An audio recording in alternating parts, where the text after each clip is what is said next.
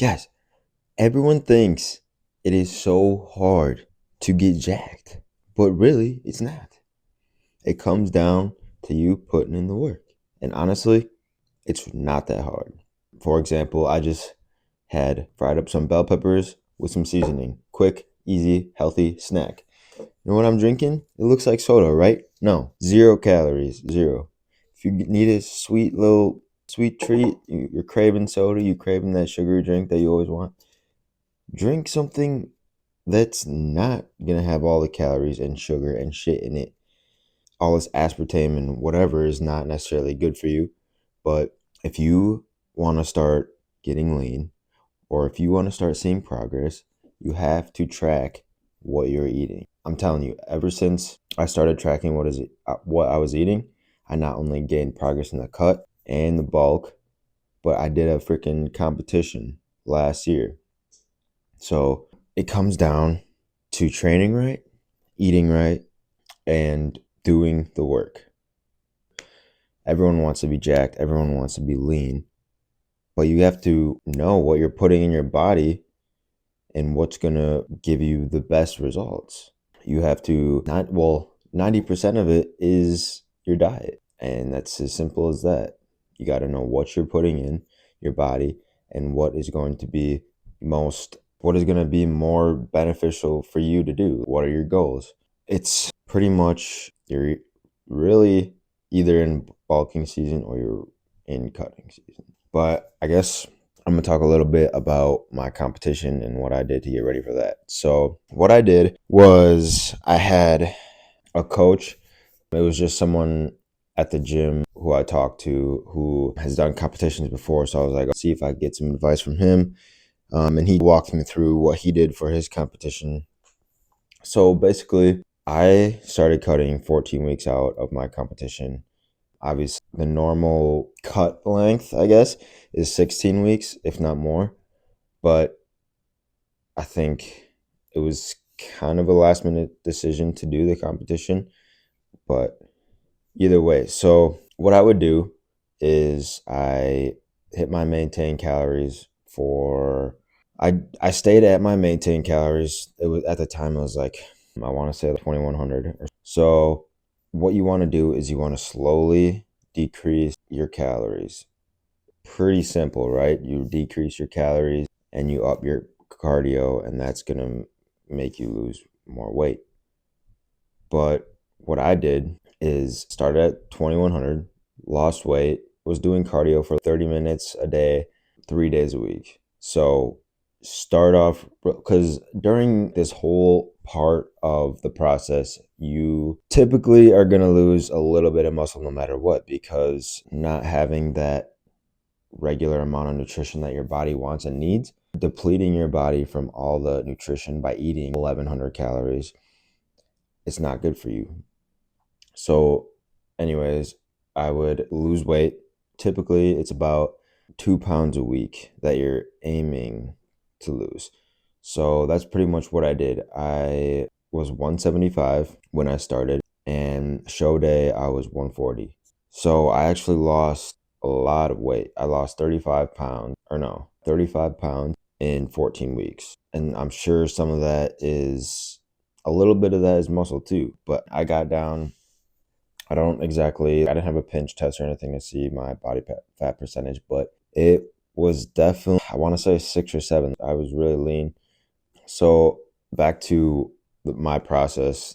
So once I stopped losing weight by doing 30 minutes of cardio 3 times a week and eating my maintained calories, which was what, 2100 calories. Lower my calories. You don't want to lower your calories more than a couple hundred every week, because as you're doing cardio and as you're decreasing your calories, you're going to be losing a lot of weight faster than you think. And so for me, in my case, I take creatine every day.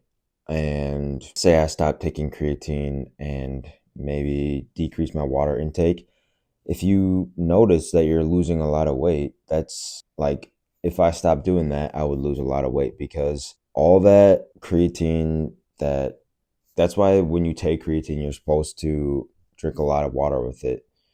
But what you want to do is keep track every day of your weight. So every single day. I'd wake up in the morning, take a pee, weigh myself, note, track your stuff. That's what people, I feel like, lack when it comes to that kind of thing, like dieting and weight training and stuff like that. They go to the gym and they eat healthy, but they're not tracking their progress. And that's like maybe step on the scale once in a while, you lose a pound here and there. But if you keep track every single day of what you're doing and make little adjustments, it will come.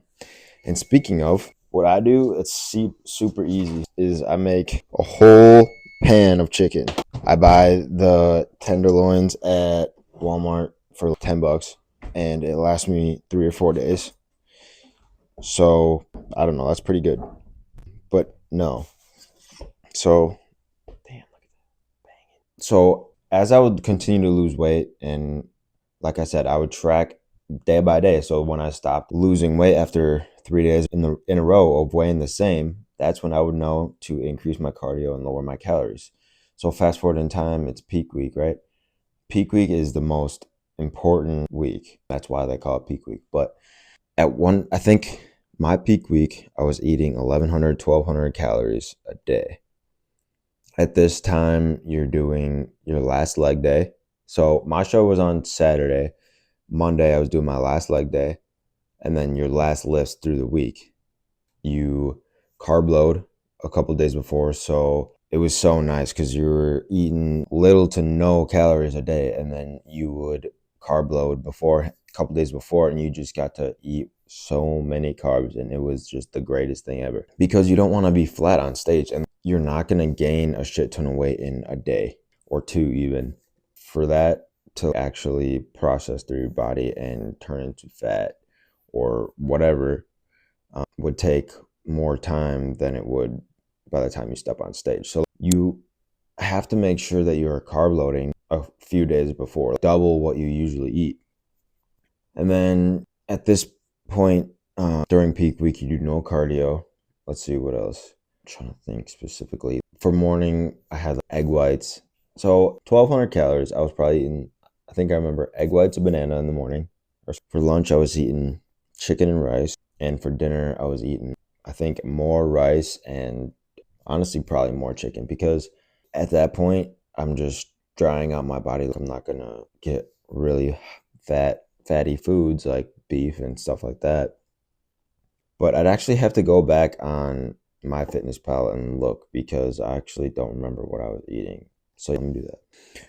So at this point, you were eating whatever you could to stay in that 1,200 calorie mark. So it was really weird. My diet consisted of some weird things. But so breakfast was egg whites in an egg wrap with some peanut butter. It's 12 or 290 calories or something. Lunch was chicken, half avocado or a little bit of avocado and some yogurt. And then dinner was more chicken or protein shake and some mixed veggies like the Californian blend or whatever.